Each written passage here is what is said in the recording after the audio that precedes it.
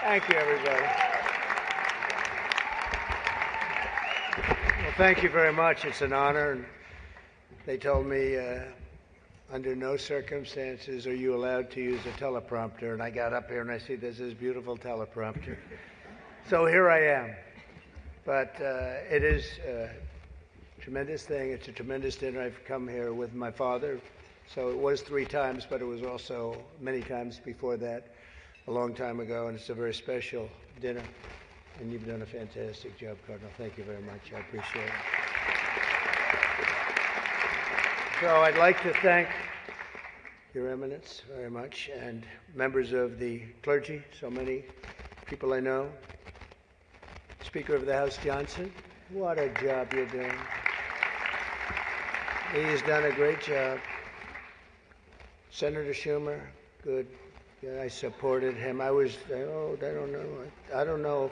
He used to say that's true, and now I'm not sure he would, but I gave him his first check from an office in Beach Haven. And I was very proud of it. I don't know about lately.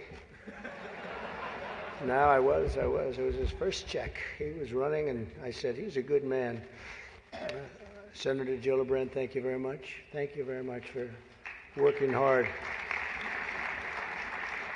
Governor Hochul, wherever you may be up, this is a big day, that's right. Where is the governor? Good job.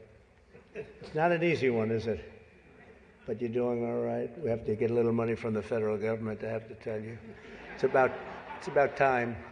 It's about time. Mayor Adams, good luck with everything. They went after you. They went after you, Mayor. Yeah, boy, I do that. 9.5 months ago, I said, he just said something about the administration. He's going to be indicted any moment. And guess what happened? But you're going to win. I think you're going to win. I know you're going to win. So good luck. Good luck. I don't like what they do. And also distinguished, got so many friends up here. It's great. A lot of great friends. Some of my best friends. And you are right. They are distinguished and they are wealthy for the most part. A couple are having a hard time, but they're going to get over it. I also want to thank my very beautiful wife, and thank you for mentioning, but can you believe this? She did a book, and it's a really good book, and she worked hard on it, and it just became #1 on the New York Times list, so I think that's okay. That's not an easy thing to do, especially when your name is Trump and you're on the New York Times list. That must be selling like hotcakes. But thank you for mentioning. I appreciate it. Good job you did. It's a true pleasure to be with you this evening. Amazing pleasure. And these days it's really a pleasure anywhere in New York without a subpoena for my appearance. Anytime I don't get a subpoena, I'm very happy. They've gone after me, Mr. Mayor. You're peanuts compared to what they've done to me. And you're going to be okay.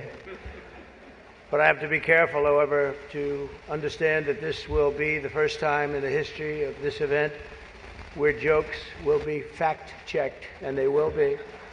And they will be. It's been a long tradition for both Democrat and Republican candidates for President of the United States to attend this dinner. It's a rule. You got to go to the dinner. You got to do it. Otherwise, bad things are going to happen to you from up there. You can't do what I just saw on that screen.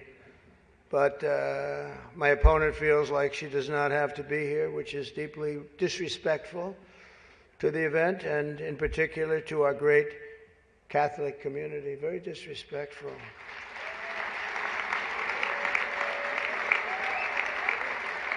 The last Democrat not to attend this important event was Walter Mondale, and it did not go very well for him. He lost 49 states and he won 1, Minnesota. So I said, there's no way I'm missing it. Actually, it was not easy for me to get here tonight. Cardinal, I wasn't going to miss this thing, no matter, I didn't care. I wasn't going to miss it. But that's true, Walter Mondale, 49-1. He was expected to do well, and it didn't work out. It shows you there is a God. I mean, for those people that are questioning it. I understand the real reason that she's not here is she's hunting with her running mate, spending a lot of time hunting. In any event, it's a weird. You know the word weird. They call me weird. They call JD weird. We're very solid people.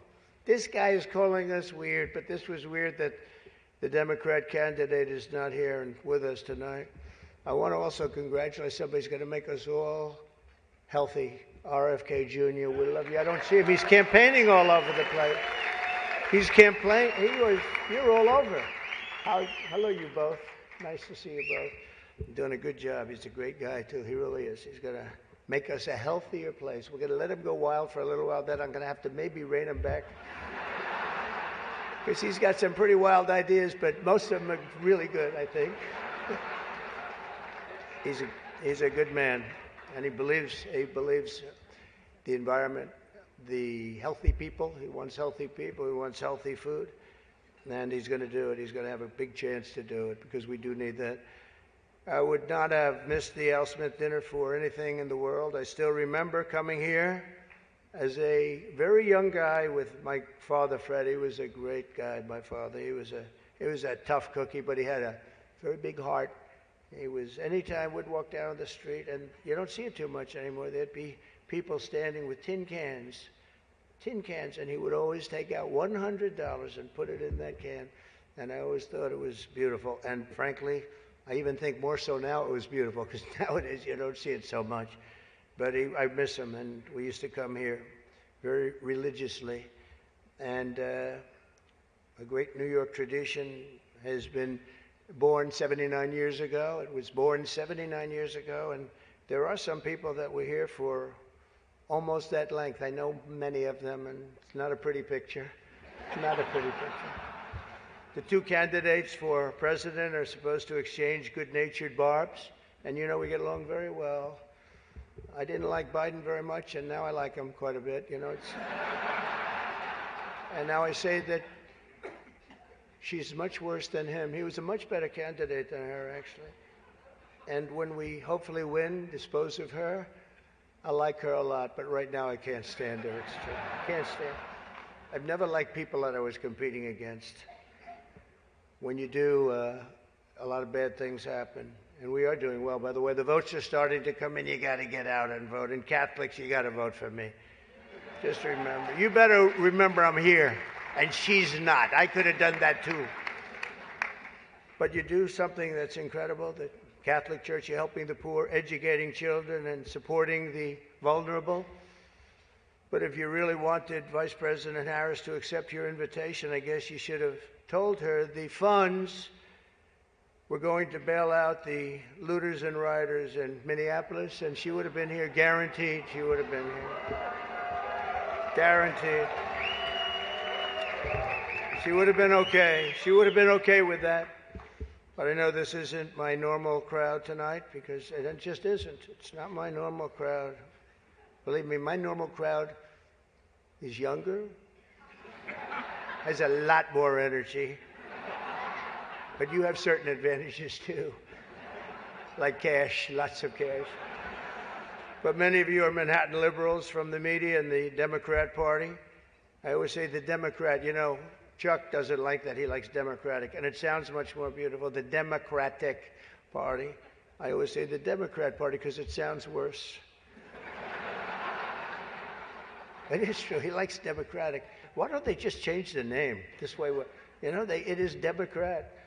But I must say I was shocked when I heard that Kamala was skipping the Al Smith dinner. I'd really hoped that she would come, because we can't get enough of hearing her beautiful laugh. She laughs like crazy. We would recognize it any place in this room, and all polls are indicating I'm leading big with the Catholic vote, as I should be, But I don't think Kamala has given up yet. She hasn't. Instead of attending tonight, she's in Michigan receiving communion from Gretchen Whitmer.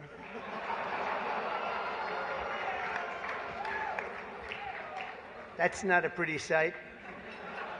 But Catholics, please don't be too insulted by Kamala's absence. If the Democrats, he says, thank you very much, I appreciate it. If Democrats really wanted to have someone not be with us this evening, they would have just sent Joe Biden.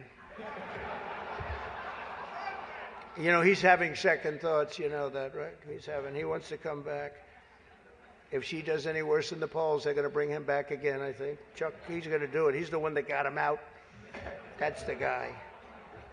Much more so than Crazy Nancy, I will tell you, because I know him. He did it. Joe has almost disappeared from view. The only way he could be seen less is if he had a show on CNN. They have nothing. They've got nothing. Fake news, right? Fake. That term wasn't good. You know, they say that term is no longer in vogue because it's much worse than fake. I don't want to tell you what the real name is. I won't do it because all those cameras would shut off immediately. They don't like that. But apparently Joe didn't think it was fair for me to have the podium to myself with Kamala skipping the event. So he called, looked at me, and said, don't. Does anybody understand that? Yeah. I thought it was actually very good until just now. It was announced this morning that at a funeral yesterday, in a rare moment of clarity, Joe told Barack Hussein Obama that, quote, only a few people got that. Or as Rush Limbaugh used to say, Barack Hussein Obama. Remember, bro? He was a piece of work. We miss him. But as he told Barack Hussein Obama, quote, she's not as strong as me. She's not as strong. Do you understand that? And Obama agreed, saying, that's true. Other than that, I think the Democrats are getting along quite well. Right? Nobody got that one. The fact is, we need new leadership in this country. Right now, we have someone in the White House who can barely talk, barely put together two coherent sentences, who seems to have mental faculties of a child, it's said. There's a person that has nothing going, no intelligence whatsoever, but enough about Kamala Harris. Let's get on to something else. I know Kamala's word because she spends a lot of time complaining. I won't agree to another debate. But the truth is I've debated twice this year, once against Joe Biden and once against David Muir of ABC. That was amazing, 11 times. None for the other side. Do you think that's fair news? I don't think so. That's fake news. I don't know what's going to happen 3 weeks from now. It's going to be very interesting. It just started. It's actually, isn't it sort of exciting? Right? It really, isn't it just exciting what's going on? It's a process. It's a rough process, too. Not so pretty, and yet sometimes very beautiful. But the press is reporting the Democrats are starting to panic. They're panicking. They are panicking because, you know, the votes that are coming in very, very strong a certain way. I won't tell you what way that is, but Chuck Schumer is here looking very glum. Doesn't he look glum? He looks glum. But look on the bright side, Chuck, considering how woke your party has become. If Kamala loses, you still have a chance to become the first woman president.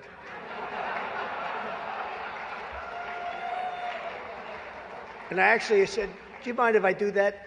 And he said, no, you got to do what you got to do. He's a pro. He's a professional. No, he's a good man, actually. I hate to say it. Don't ever use it against me, please. I'll say this dinner was really setting me back when I say that. But I've known him a long time. There's a group called White Dudes for Harris. Have you seen this? White Dudes for Harris. Anybody know? Are some of you here? White Dudes for Harris? Doesn't sound like it. But I'm not worried about them at all because their wives and their wives' lovers are all voting for me. Every one of those people is voting for me. And as you may have seen, Kamala did an interview on Fox News yesterday. It went so poorly for her that the Democrats have been forced to install another 100 drop boxes throughout the city. And the upside really is Kamala now sees the benefit of deportation. She wants to deport people. She's vicious. She wants to deport people, and she wants to start by deporting Bret Baier, Fox. It's an interesting interview last night. Huh? A major issue in this race is child care, and Kamala has put forward a concept of a plan. A lot of people don't like it. The only piece of advice I would have for her in the event that she wins would be not to let her husband, Doug, anywhere near the nannies. Just keep them away. That's a nasty one. That's nasty. I told these idiots that gave me this stuff, that's too tough. Oh, I did. You know, they told me the last time I did this, I was running against Crooked Hillary. Hillary. No, I was running against Crooked Hillary, and I did it. And I thought it was a roast. So I was told it's a roast.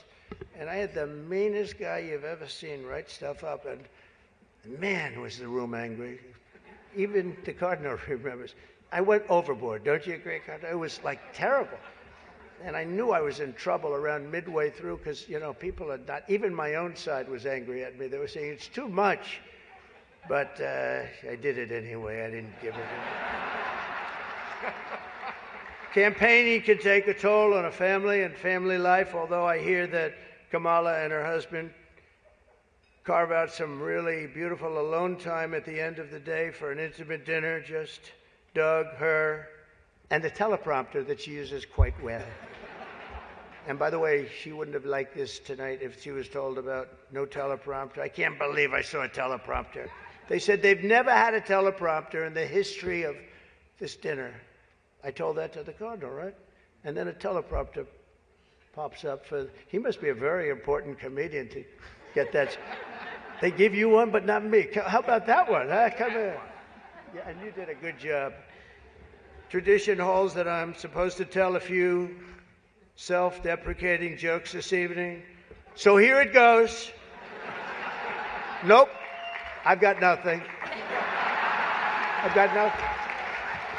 There's nothing to say.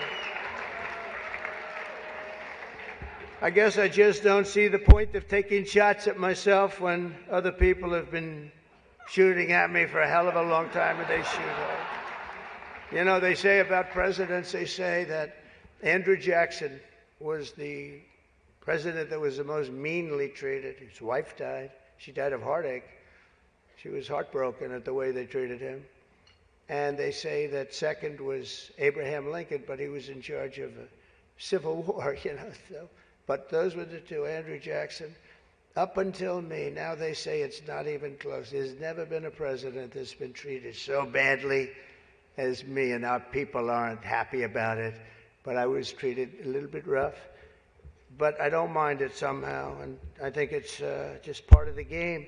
I'd like to thank our MC this evening, Jim Gaffigan. Most recently, Jim has been playing Tim Waltz on Saturday Night Live. And that'll be a very short gig, I hope, Jim. But it was fun while it lasted, wasn't it? Let's see how that lasts. It better be quick. We don't want him, and I'm not going to say anymore. But unfortunately, Governor Waltz isn't here himself, but don't worry, he'll say that he was. He's going to say he was.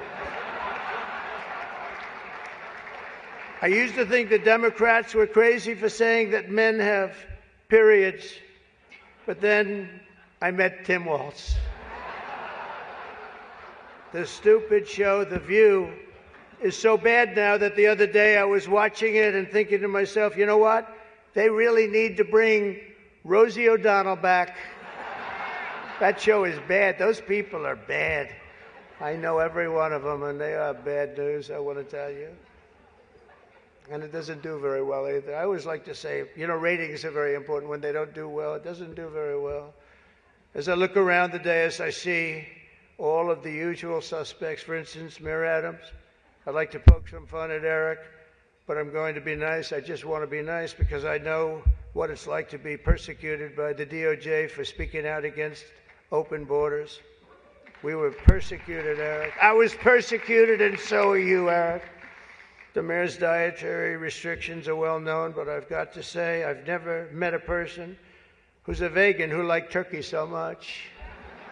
There's something about him with turkey. I just found that out today. I haven't been in New York that much. Don't let it, but you're going to win, Eric.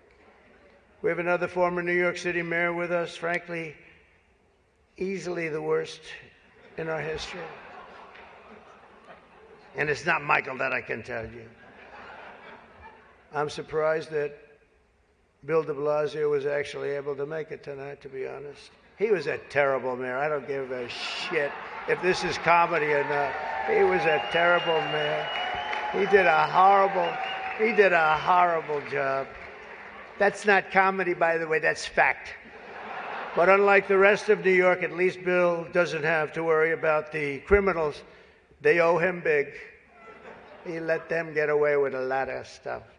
Well, I'd better wrap up because Mayor Adams told me earlier that I needed to make this one very quick, especially the city has reserved this room for a large group of illegal aliens coming in from Texas. That's right, they've reserved many rooms, a lot of rooms, too many rooms. But in all seriousness, it's an honor to be here to support the city and the community. It's a great community that I love. I've been here a long time and I love it. And then it's going to make a big comeback, and I'm going to help it make a comeback. I'm going to win, and I'm going to make a comeback. We're going to turn this thing around. And I want to pay tribute to a really incredible man, a man who was a tremendous politician. And actually, the fact that he was Catholic it probably did him in, right? Nobody knows for sure. But he was a great guy, Al Smith, great guy. Everyone says it, happy warrior. I've said before that I'll say it again as many times as I have to, directly to the mayor and the governor. If I have the honor to be elected next month, we're going to see what happens. It's happening so fast, but if I have the honor, I look forward to working together to make this city greater than ever before. We're going to do that. We're going to be focused on. I'll work with the governor. I'll work with the mayor, Democrats. I will work with them. I work with whoever I have to, and we will even work very hard to bring back the SALT tax deduction. We're going to bring it back. We're going to bring it back. We're going to get that thing going, Chuck, okay? I actually thought about not doing jokes tonight. I was going to come out here and say, listen, our country is doing very badly. This is not about jokes. And then some person said, you have to do jokes. I said, I don't want to. There's nothing funny about what's happening to our country. And I actually meant that. I was going to do that. But they convinced me to say some of the things I said tonight. I don't know if they were funny or not, but hey, you think this is easy standing up here and doing this?